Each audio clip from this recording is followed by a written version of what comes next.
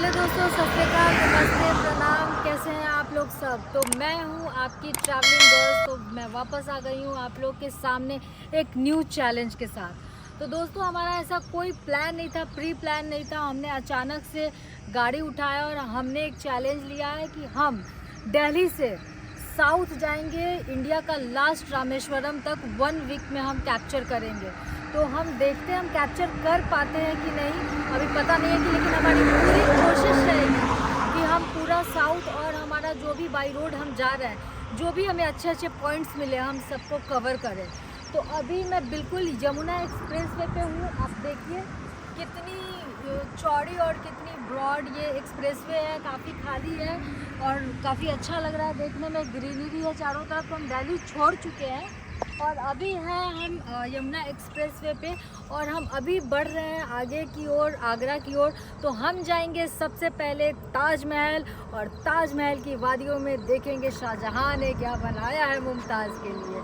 तो हम वहाँ जाएंगे और वहाँ आपसे फिर बातें करेंगे और फिर आगे हम देखते हैं जो भी रास्ते में आएंगे। जैसे नागपुर आएगा, एमपी में क्या चीज़ें जो हमें कवर कर पाएंगे कवर करेंगे। लेकिन हमारा फाइनल डेस्टिनेशन है चेन्नई, फिर केरला और लास्ट है हमारा रामेश्वरम, जो इंडिया का लास्ट है। तो वहाँ तक हम चलेंगे और सारी अच्छी अच्छे पॉइंट्स को हम कवर करेंगे। तो लेट्स कम विथ मी। तो हो गई है हमारी जर्नी शुरू और हम निकल पड़े हैं अपनी मंजिल की ओर फुल रफ्तार में। मज़े से बाई कार जा रहे हैं हम लोग, बाई रोड जा रहे हैं। तो हम लोगों ने जो इतना टफ टास्क उठाया है 1 वीक में इतने सारे स्टेट को कवर करने के लिए, लाइक हम अभी दिल्ली से निकले हैं और दिल्ली से हम जा रहे हैं आगरा। हम आगरा कवर करेंगे, फिर हम पहुंचेंगे नागपुर। हमारा डे 1 का जो टारगेट है, कि हम एटलीस्ट नागपुर तक कवर करें। और लेकिन देखते हैं कितना कहाँ तक कवर कर पाते हैं। नागपुर से फिर हम जाएंगे चेन्नई, चेन्नई से फिर हम जाएंगे केरला, केरला से फिर हम जाएंगे रामेश्वरम, जो कि हमारे इंडिया का बिल्कुल लास्ट पॉइंट है। उसके बाद इंडिया ख़त्म है, उसके बाद श्रीलंका स्टार्ट हो जाता है। तो हमें वहाँ तक कवर करना है। तो ये जो 4000 किलोमीटर की जर्नी है, ये क्या हम 1 वीक में कंप्लीट कर पाएंगे? हमने टास्क तो ले लिया है बट हमें भी पता नहीं है कि क्या होगा नहीं होगा। बट हम अपनी पूरी कोशिश करेंगे और नए नए वीडियोस और कंटेंट बनाने की कोशिश करेंगे और आपको दिखाएंगे। तो आप हमें कमेंट करके बताइएगा कि क्या हम ये 4000 की जर्नी 1 वीक में कंप्लीट कर पाएंगे कि नहीं, और इतने सारे स्टेट कवर कर पाएंगे कि नहीं।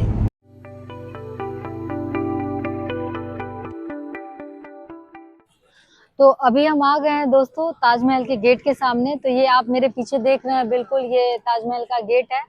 ये किला है रेड कलर का और पीछे के साइड से हम आए हैं। आपको कुछ 600 मीटर पीछे ही रुकना पड़ता है, गाड़ी अंदर नहीं आती है। तो वहां से वॉक करके आइए और आगे की ओर इधर हम लेफ्ट के साइड जाएंगे तो अंदर जाने का रास्ता है, वे है। तो इधर से हम अंदर की ओर जाएंगे और देखते हैं और क्या क्या कुछ हम लोग को देखने को मिलता है। तो माइक लाना अंदर अलाउड नहीं है, तो माइक बाहर ही जमा हो गया है। तो अभी हम बिना माइक के काम चला रहे हैं। तो अभी हम अंदर की ओर आए हैं और अब आप पीछे मेरे देख सकते हो, आई थिंक एंट्रेंस है। तो हमने गाइड किया है कि यहाँ पे कहाँ क्या चीज़, यहाँ की स्पेशलिटी और क्या क्या हिस्ट्री है। तो हमें ये गाइड बताएंगे हमारे। तो नमस्कार, मेरा नाम है अरविंद कुमार और आप सभी का ताजमहल के अंदर स्वागत है। इस समय हम लोग ताजमहल के फूड कोर्ट यार्ड में खड़े हुए हैं। जिस गेट से हम लोग अंदर आए थे, ताजमहल का ईस्ट गेट है ये। इसी के सामने आप देखिए वहाँ वेस्ट गेट है, इस साइड में साउथ गेट है। जब यहाँ पर मुगल रूल था, मुगल शासन था, उस टाइम में इन तीनों गेटों को अलग अलग नाम से जानते थे। जैसे कि 5वें मुगल बादशाह शाहजहां, उनकी 3 ऑफिशियली वाइफ थी। पहली जो वाइफ थी उनका नाम था सरहिंदी बेगम। जैसे ही हम लोग इस गेट से अंदर आते हैं तो लेफ्ट साइड टेरेस पे आप एक वाइट कलर का डोम देखेंगे। इसी डोम के नीचे शाहजहां की फर्स्ट वाइफ मुमताज़ का टूम बना हुआ है। तो उस टाइम में इसको बोलते थे सरहिंदी बेगम एंट्रेंस। ऐसे ही जो शाहजहां की सेकंड वाइफ थी उनका नाम था फतेहपुरी बेगम। उनका जो टूम है सामने वाले गेट के लेफ्ट हैंड पर टेरेस पे एक ऐसा ही एक और डोम बना हुआ है, उसके नीचे सेकंड वाइफ है। उस टाइम में इसको बोलते थे फतेहपुरी बेगम एंट्रेंस। इस साइड में जो आप गेट देख रहे हैं साउथ गेट, इसको बोलते हैं लेबर कॉलोनी गेट। जब ताजमहल को बनाया गया उस समय ताजमहल के अंदर 20,000 मजदूरों ने काम किया था। वो 20,000 लोग इस गेट के बैक साइड में रहते थे, आने जाने के लिए इस वाले गेट का यूज़ करते थे। इसलिए इस गेट को लेबर कॉलोनी गेट कहा जाता है। लेबर कॉलोनी गेट के सामने बना है शाही दरवाज़ा, रॉयल गेट। इसकी जो टोटल हाइट है मैम 35 मीटर है, अप्रोक्स 105 फीट करीबन। आप देखेंगे गेट के मिडिल में टॉप में जाकर के छोटे छोटे डॉम्स बने हुए हैं। ये 11 डॉम फ्रंट साइड में, 11 डॉम उसके बैक साइड में, 11 + 11 22। They took 22 year time to build this all complex. 20,000 worker working inside day और नाइट। तो अभी आ गए हम दोस्तों अंदर की ओर और ये देख सकते हैं आप शाही दरवाज़ा है, काफ़ी ऊंचा है ये और इस पर टोटल 22 टुम्ब बने हुए हैं जैसा कि मैंने अभी काउंट किया है। और इसमें काफ़ी नक्काशी की हुई है, आप देख सकते हैं। इसमें कुछ भी कहीं पे भी पेंट का यूज़ नहीं किया गया, मतलब पेंटिंग नहीं किया गया। मार्बल के ऊपर कलरफुल पत्थरों से डिज़ाइन बनाया हुआ है, नक्काशी किया हुआ है बहुत ही मेहनत से।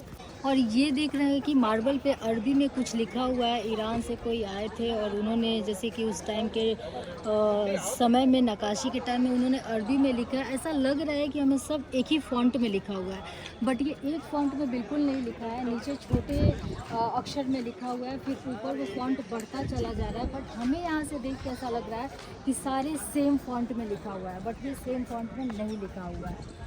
और अभी हम इधर से अंदर की ओर बढ़ेंगे और देखते हैं अंदर की ओर, अंदर का नज़ारा कैसा हमें देखने को मिलता है।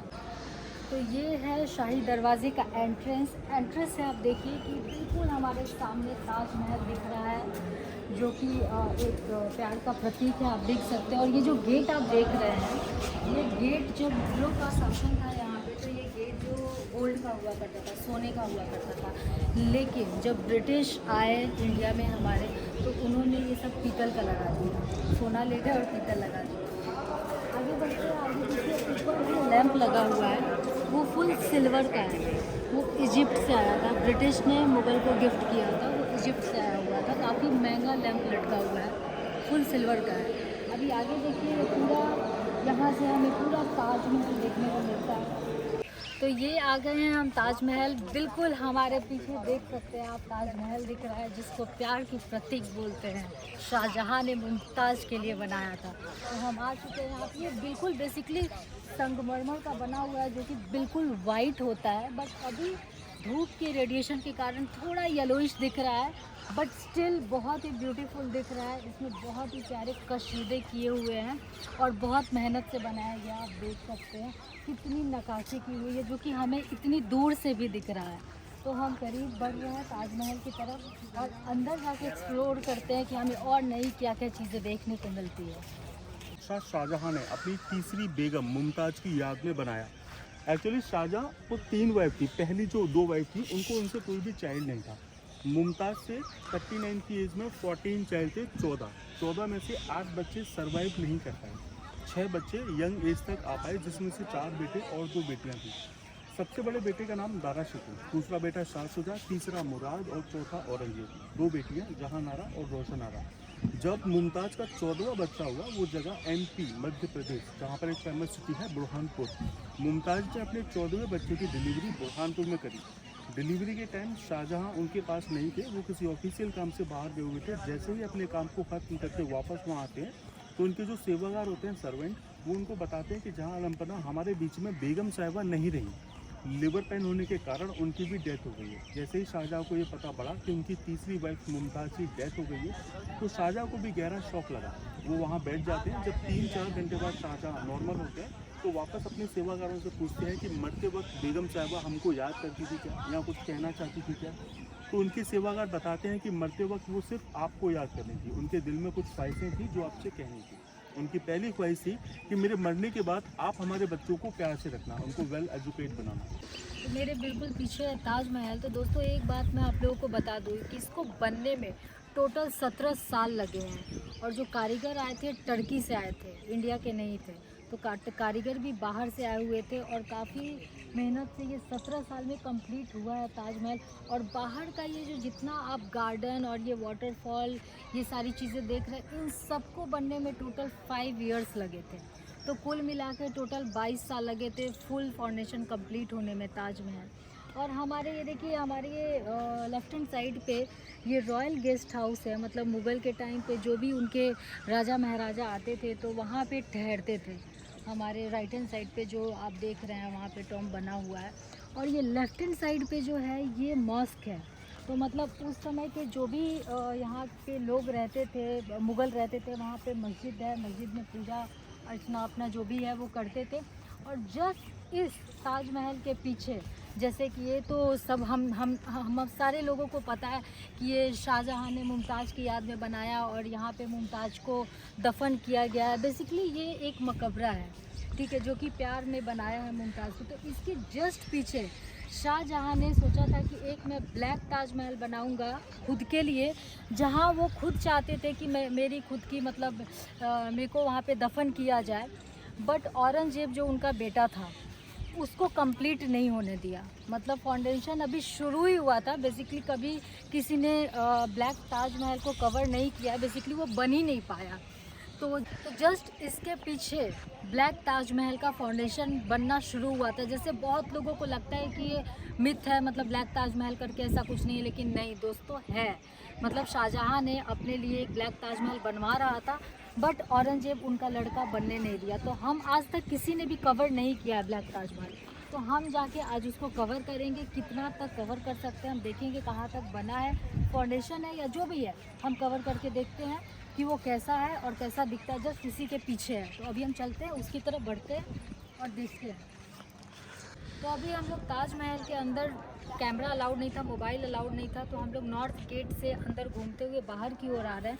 तो बाहर की ओर बिल्कुल सेंटर में सीधे ही जाएंगे। देखिए यहाँ पे रिवर है, और रिवर से आपको वहाँ आप देखिए दूर दिख रहा है, वहाँ पे फाउंडेशन रेडी हुआ है जो शाहजहां ने रेडी किया है ब्लैक ताजमहल का। जो फाउंडेशन सिर्फ रेडी हुआ है, उसके आगे ताजमहल बन नहीं पाई क्योंकि औरंगजेब बनने नहीं दिया, और वो बंद हो गया, फाउंडेशन ही रुक गया। और वहाँ पे देखिए वो किला आप देख रहे हैं काफ़ी दूर है, वहाँ पे औरंगजेब ने शाहजहां को रखा था कैदी बना के, और उसके बाद वहीं पे उनकी डेथ हुई थी। फिर उनकी बेटी ने वहाँ से लाके यहीं पे ताजमहल में ही फिर से उनको दफना दिया था, अपनी मुमताज़ के टॉम के जस्ट बाजू में ही। तो बस यही है ताजमहल में, बाकी तो और कुछ नहीं है। बाकी बस आप बाहर से देख सकते हैं, अंदर में कैमरा और ये सारी चीज़ें अलाउड नहीं है। तो अभी हम निकल चुके हैं आगरा से। तो हमने अभी तक सिर्फ एक डेस्टिनेशन कवर किया है, ताजमहल। तो अभी बज रहे हैं सुबह के 10 बजे। हमने एक डेस्टिनेशन कंप्लीट किया है, और कंप्लीट करके हम आगरा से बाहर निकले हैं। हम लोग बढ़ रहे हैं नागपुर की तरफ। तो यहाँ से आगरा से नागपुर कुछ 800 से 900 किलोमीटर दूर है। तो देखते हैं हम कितने आवर में नागपुर हिट कर पाते हैं। और बाकी तो मुझे लगता है कि वैसे हमें पहुँचते पहुँचते रात हो ही जाएगा, बट हम कोशिश करेंगे कि जल्दी पहुँचे और जल्दी बहुत सारी चीज़ें, बहुत नई चीज़ें लेके आए। बज गए हैं रात के 11:30, और अभी हमने नागपुर टच किया है, रुकते पड़ते घूमते फिरते। जैसा कि मैंने आप लोगों को बताया था कि हम 1 वीक का चैलेंज हमने लिया है दिल्ली से लेके पूरा साउथ कवर करने का। तो हमारी जो मेरा पेशेंस था वो जवाब दे दिया, क्योंकि आज हम कम से कम 1100-1200 किलोमीटर चले हैं, और अब बिल्कुल पेशेंस जवाब दे दिया है। तो हमने डिसाइड किया है कि हम नागपुर में रुकते हैं आज रात, और फिर कल हम चेन्नई, नागपुर से चेन्नई के लिए निकलेंगे। तो तब तक के लिए यहाँ रेस्ट करते हैं। और कमेंट सेक्शन में बताइएगा गाइस कि अगर कुछ कहीं पे कोई चीज़ें मिस हो रही हो या कुछ ऐसा लगे, तो आप लोग प्लीज़ कमेंट सेक्शन में बताइएगा। तब तक के लिए मेरे चैनल को सब्सक्राइब कीजिए, लाइक कीजिए, फॉलो कीजिए, और अपना प्यार ऐसे ही बरसाते रहिए। और मैं कल निकलूँगी नागपुर से चेन्नई, और फिर जो भी न्यू वीडियोज़ होंगे वो कवर करूँगी। इस वीडियो में इतना ही।